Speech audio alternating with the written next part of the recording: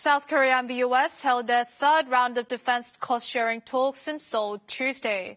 But due to differences, the mood of the talks was not amicable, and the meeting broke down after the U.S. first asked for the talks to be suspended. Day 2 of the third round of Seoul-Washington defense cost-sharing talks began at 10 a.m. Tuesday local time.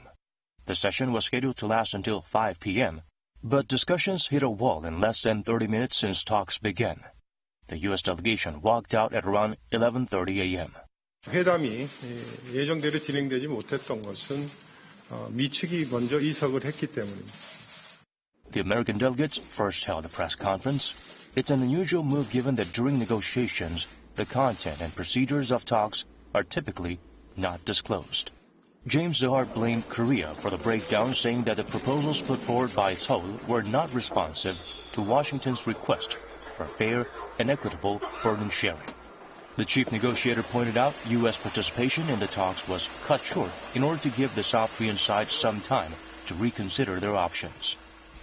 We cut short our participation in the talks today in order to give the Korean side some time to reconsider.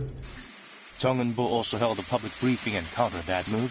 The chief negotiator highlighted there was considerable gap between the two sides in both the size of the total contribution and support categories, as well as in what each side view as fair and mutually acceptable burden sharing.